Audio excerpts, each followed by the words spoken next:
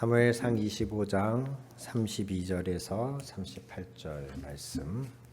다윗이 아비가일에게 이르되 오늘 너를 보내어 나를 영접하게 하신 이스라엘의 하나님 여호와를 찬송할지로다. 또 내 지혜를 칭찬할지며 또 내게 복이 있을지로다. 오늘 내가 피를 흘릴 것과 친히 복수하는 것을 네가 막았느니라. 나를 막아 너를 해하지 않게 하신 이스라엘의 하나님 여호와의 살아계심을 두고 맹세하노니 내가 급히 와서 나를 영접하지 아니하였더면 밝는 아침에는 과연 나발에게 한 남자도 남겨두지 아니하였으리라 하니라. 다윗이 그가 가져온 것을 그의 손에서 받고 그에게 이르되 내 집으로 평안히 올라가라. 내가 네 말을 듣고 네 청을 허락하노라. 아비가일이 나발에게로 돌아오니 그가 왕의 잔치와 같은 잔치를 그의 집에 배설하고 크게 취하여 마음에 기뻐하므로 아비가일이 밝는 아침까지는 아무 말도 하지 아니하다가 아침에 나발이 포도주에서 깬 후에 그의 아내가 그에게 이 일을 말하매 그가 낙담하여 몸이 돌과 같이 되었더니 한 열흘 후에 여호와께서 나발을 치심에 그가 죽으니라. 아멘. 다윗은 하나님 마음에 합한 사람이었다고 성경이 기록하고 있고, 우리는 그가 골리앗 앞에 처음 등장할 때에 당당히 맞서던 모습을 통해서 큰 놀라움과 감동을 받았었습니다. 너는 칼과 창과 단창을 가지고 나에게 오지만 나는 만군의 여호와 하나님의 이름, 그 이름으로 너에게 나아간다. 여호와의 구원하심이 칼과 창에 있지 아니하다. 아멘.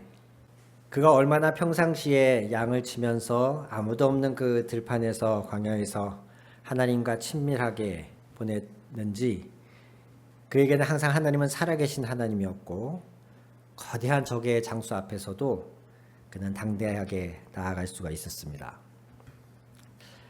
그런데 그 멋진 다윗이 등장하자마자 바로 왕이 된 것이 아니죠.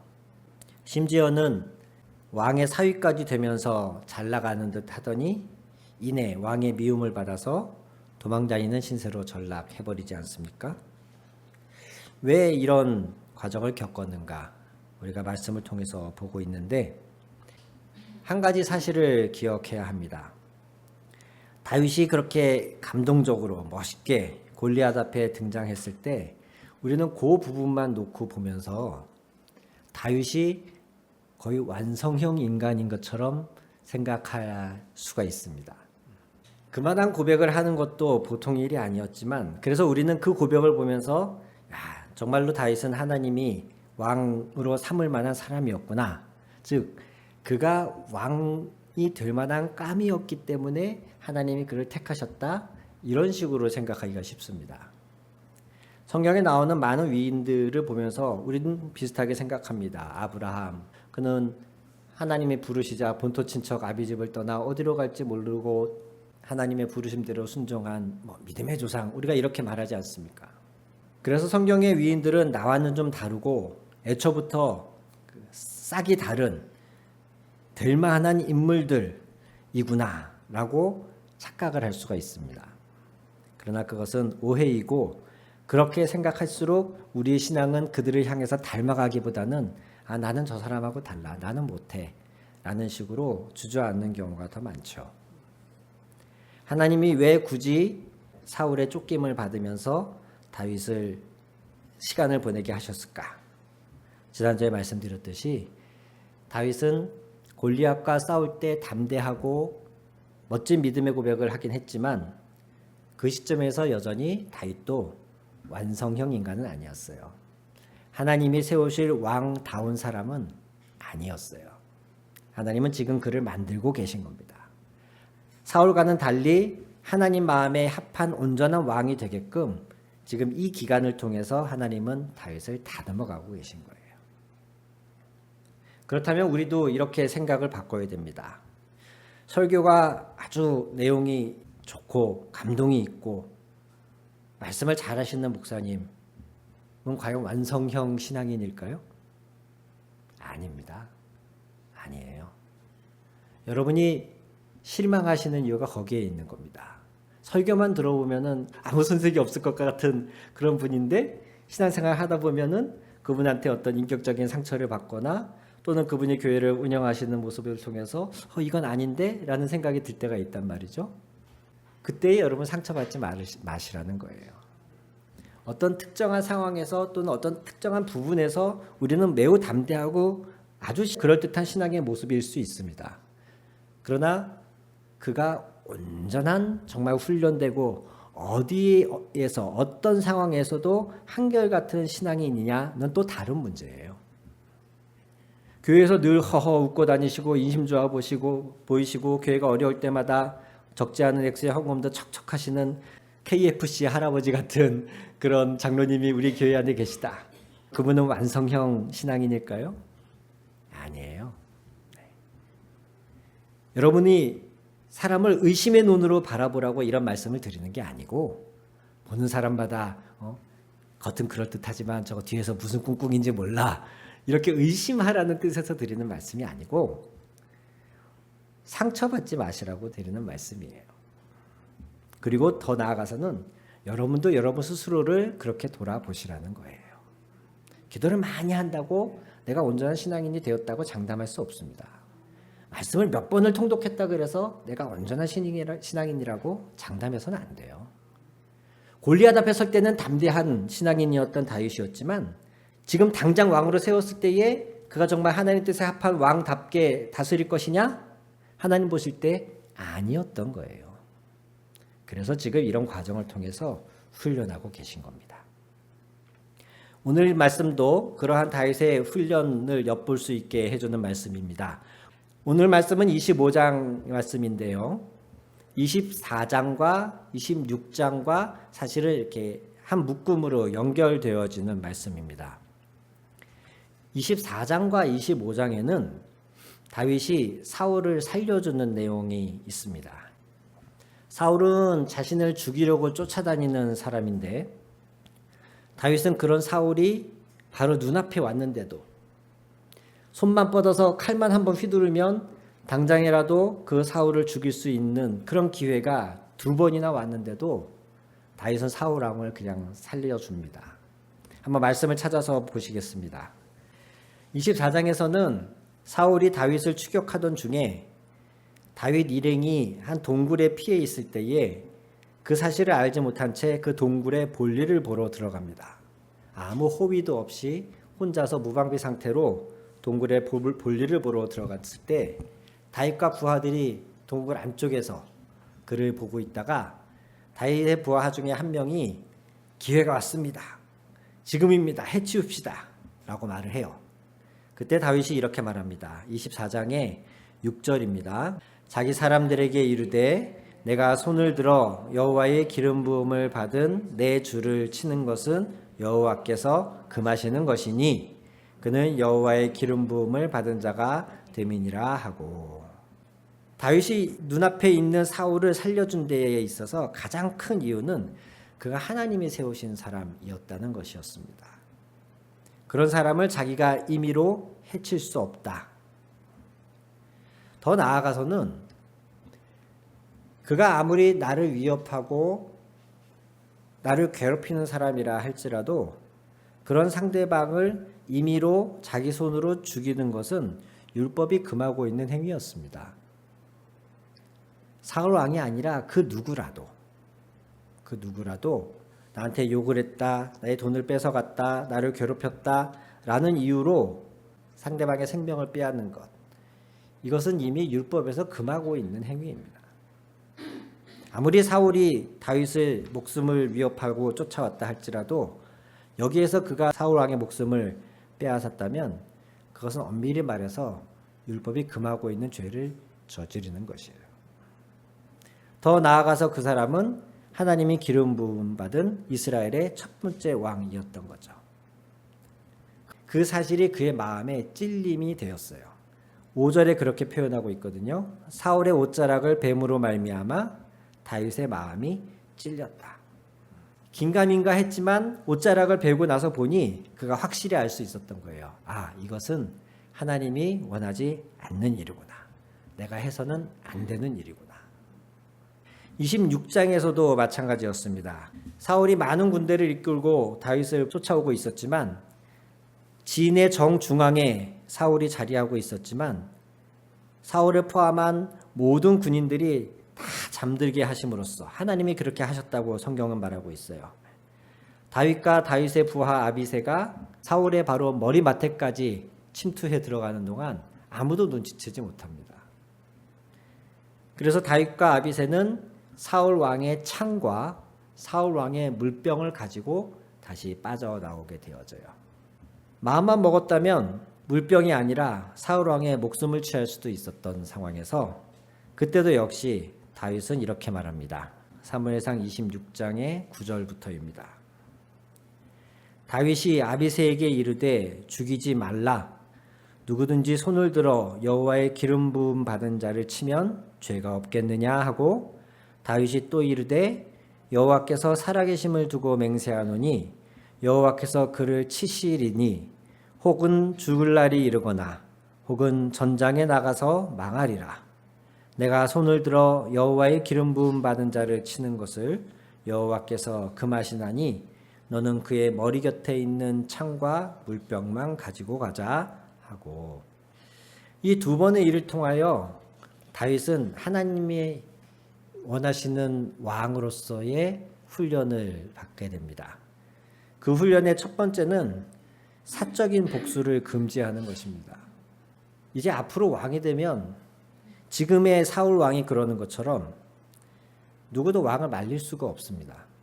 사울이 잘못된 판단을 하고 있고 아무 죄 없는 다윗을 죽이려고 쫓아다니지만 그 사울을 통제할 사람이 없어요. 그게 왕권이 가진 취약성입니다. 하나님이 그것 때문에 이스라엘에게 최대한 왕권 국가를 이루는 것을 늦추고 계셨던 거예요. 그러면서 하나님이 세우신 왕은 이러해야 한다라고 신명기 17장에 아예 기록까지 해주셨던 거죠. 그 신명기 17장의 왕의 조건의 핵심은 그겁니다. 왕도 율법 아래 있어야 한다. 왕도 주의 말씀을 잘 묵상하여서 주님 아래 있어야 한다. 이것이 가장 중요한 조건이었어요. 살인을 금하는 율법에 접촉되는 것은 말할 것도 없거니와 하나님이 세우신 사람을 스스로의 손으로 복수하는 것, 이것은 하나님이 금하시는 것이구나. 하나님이 원치 않는 것이구나. 이것을 다윗은 배우고 있는 겁니다. 창세기 50장에 요셉이 애굽의 총리가 된 이후에 자신을 팔고 죽이려 했던 형제들을 다 자신이 있는 애굽으로 데리고 오지 않습니까? 함께 왔던 야곱이 숨을 거두고 나자 형들이 겁을 먹었어요. 아버지가 살아계실 때는 모르지만 이제 아버지가 돌아가시고 난 이 시점에서 혹시라도 요셉이 과거에 우리가 했던 잘못에 대해서 보복을 하려고 하면 어떡할까? 지금이라도 이제 아버지가 안 계시니까 요셉이 우리를 가두거나 때리거나 심지어 우리를 죽이려고 하면 어떡할까? 이런 걱정이 돼서 형들이 아버지의 장례를 치른 뒤에 요셉을 찾아갑니다. 요구하지도 않았는데 형들이 납작 엎드려 가지고서는 항복 선언을 하죠. 우리는 당신의 종입니다. 이러면서. 그때 요셉이 이런 말을 합니다. 창세기 50장 19절에 요셉이 그들에게 이르되 두려워하지 마소서 내가 하나님을 대신하리이까. 내가 하나님을 대신하리이까. 왜 하나님이 우리에게 사적인 복수를 금지하고 계실까? 그것은 그 영역이, 원수 갚는 영역이 하나님께 있는 것이기 때문에 그렇습니다. 그래서 로마서 12장에서도 그렇게 말합니다. 내 사랑하는 자들아 너희가 친히 원수를 갚지 말고 하나님의 진노하심에 맡기라. 기록되었으되 원수 갚는 것이 나에게 있으니 내가 갚으리라고 주께서 말씀하시니라. 원수 갚는 것이 나에게 있으니. 거기서 한 걸음 더 나아가서 이렇게까지 말합니다. 로마서 12장 20절 너희 원수가 줄이거든 먹이고 목마르거든 마시게 하라. 그리함으로 네가 숯불을 그 머리에 쌓아 놓으리라. 악에게 지지 말고 선으로 악을 이기라. 박상미 씨라고 하는 한 상담가가 한 이야기를 글로 올린 것을 본 적이 있습니다. 그 교도소에 있는 사람들을 상담하던 중에 한 남자가 자신에게 편지를 쓴 내용을 읽어주면서 나 자신을 제물로 사용하는 복수라고 써놓았더라고요. 이게 무슨 말인가? 나 자신을 제물로 쓰는 복수. 궁금해서 내용을 읽어봤더니 자기 아내와 불륜관계에 있던 그 남자를 살해하고 교도소에 갇혀 있는 사람이었어요. 그가 2개월 정도 이 상담사와 여러 가지 이야기를 나눈 후에 자기의 과거를 후회하면서 편지를 썼습니다. 그대로 읽어보겠습니다. 저는 복수를 완성했다고 생각했는데 이제 보니 복수마저도 실패했다는 걸 깨달았습니다. 아내도 딸들도 저를 떠났습니다. 저에게 남은 건 가정 파탄, 그리고 살인자라는 이름, 내 분노에 못 이겨서 쓰레기 같은 한 인간에게 나의 인생 전부를 갖다 바쳤습니다.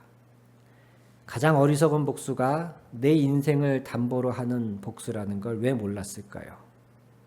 아무렇지도 않게 잘 사는 게 진짜 복수라는 걸 왜 몰랐을까요?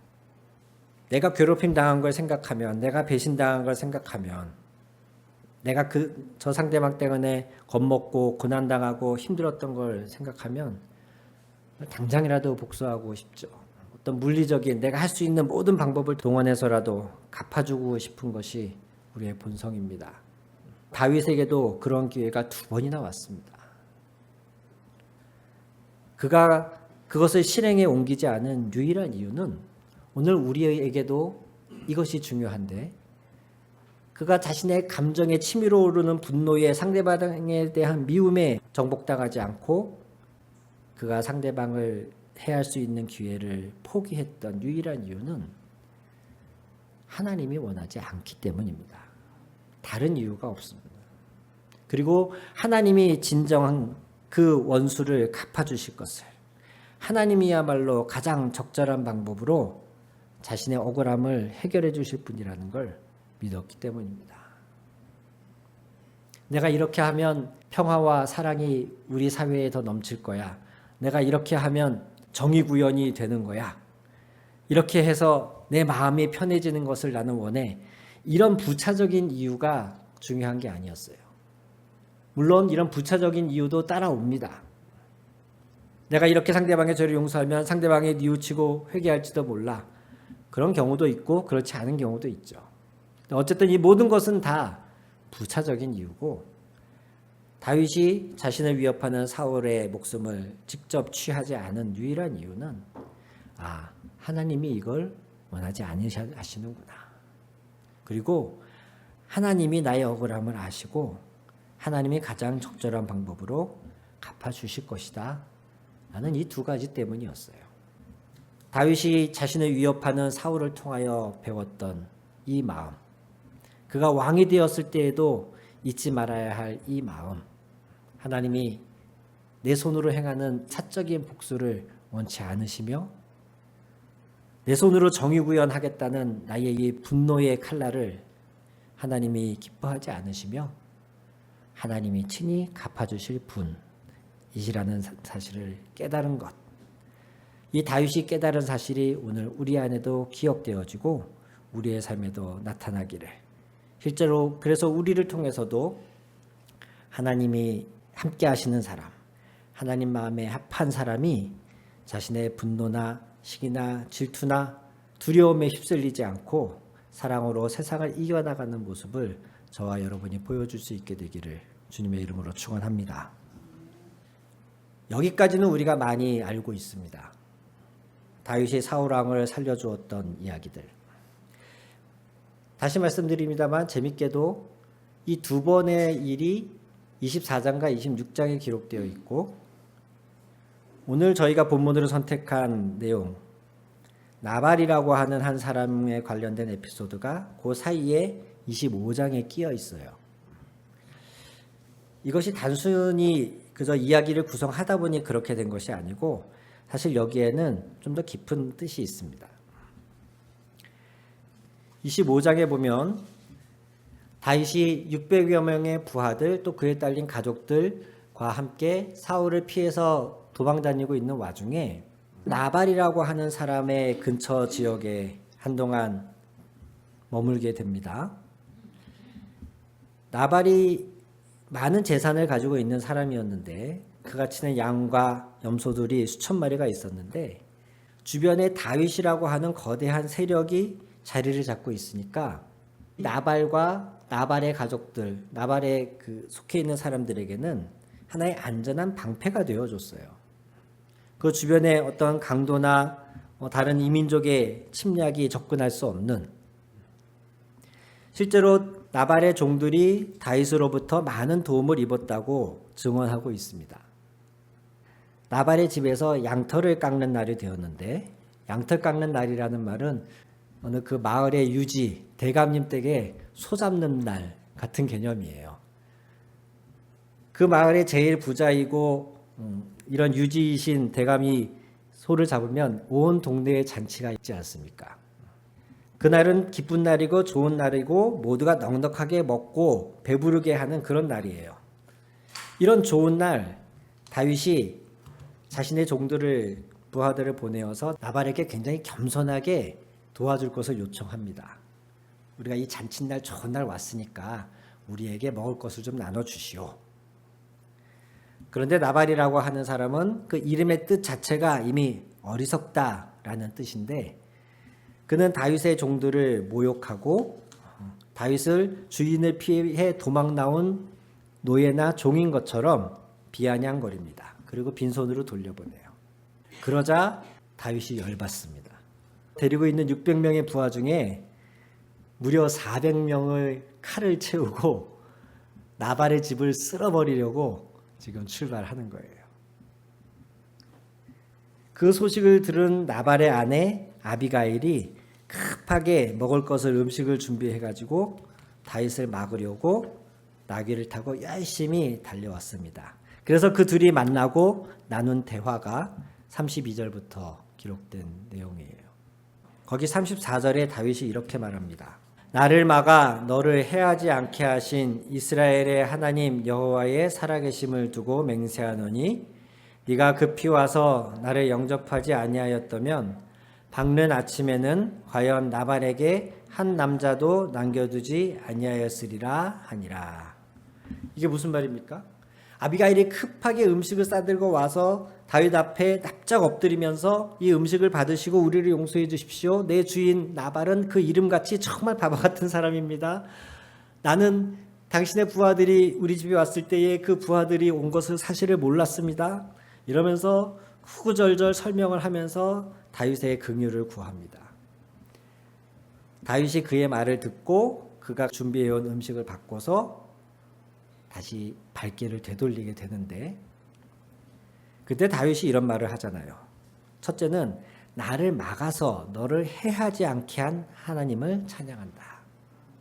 두 번째로는 네가 이렇게 급히 와서 나를 영접하지 아니하였다면 밝은 아침에는 즉 내일 동트기 전까지 너의 집은 망했을 거다. 내가 아주 가만 놔두지 않았을 거다. 남자는 단 한 명도 살려두지 않을 계획이었다. 이렇게 말을 하죠. 24장과 26장에서 군대를 거느리고 자기를 죽이려고 쫓아다니는 사울 왕을 사적인 복수를 하지 않고 놓아보내준 다윗이 지금 25장에서는 자기가 먹을 걸 좀 달라고 했다는 말을 거절한 나발을 향해서 분노를 폭발시킵니다. 여러분 이것이 하나도 이상하지 않으세요? 자기 목숨을 죽이려고 하는 사람은 놔주면서 고작 먹을 것 좀 달라고 했다가 거절당하니까 분노가 폭발해서 다 죽여버리겠다고 칼을 차고 출동합니다. 나발이 어리석은 사람 맞죠. 그가 한 행동은 정말로 나쁜 행동입니다. 하지만 다윗을 죽이려고 한 사울보다 더 나쁜 행동이었을까요? 아니에요. 지금 이 일이 같은 사람이 하는 일입니다. 여호와께서 기름 부으신 사람이니까, 사적으로 사람을 죽이는 행위는 율법이 금하고 있는 것이니까, 하나님이 나의 억울함을 아시고 갚아주실 줄 믿으니까 이 사울 왕은 그냥 보내주자 라고 했던 그 사람이 고작 먹을 것 좀 달라고 했다가 거절당하니까 열이 있는 대로 받아가지고 부하들을 이끌고 오늘 밤 안에 그 집안에 있는 모든 남자들, 이 남자들을 어린아이 다 포함하는 겁니다. 다 죽여버리겠다 이러고 칼 차고 일어나는 것, 이게 같은 사람이 하는 행동과 말입니다. 왜 아직 다윗이 왕이 안 됐는지, 하나님이 다윗을 왕의 자리에 세우지 않으셨는지 좀 이해가 되지 않으세요? 왜 다윗이 이렇게 극과 극의 행동을 할까? 성경이 정확하게 그 이유를 말하고 있지는 않지만 성경을 거듭해서 읽으면서 제 안에 깨달아진 건 그것이었습니다. 사울은 어쨌든 하나님의 기름 부으신 자이자 현재 이 나라의 왕이자 자신의 장인입니다. 나발이라고 하는 사람은 재산은 많을지언정 그냥 저 어떤 시골의 그냥 촌부에 불과해요.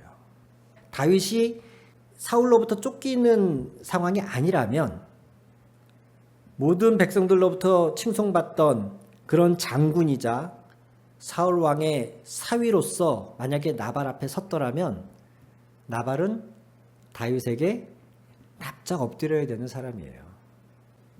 다윗이 사울을 향해서 보이는 태도와 나발을 향해서 보이는 태도의 차이가 도대체 그 이유가 뭘까? 제 나름 고민하면서 전체적인 문맥을 보면서 깨달은 건 애초에 나발은 다윗에게 이러면 안 되는 존재거든요. 깜이 아니에요. 그런 존재가 자기를 모욕하니까 자존심이 상하고 열받고 분노하는 거예요. 2019년도인가 한 아파트에 40대 남자가 불을 지르고 놀라서 대피하는 사람들에게 흉기를 휘둘러서 5명인가 숨지고 12명이 부상당한 병원에 입원한 사건이 있었습니다.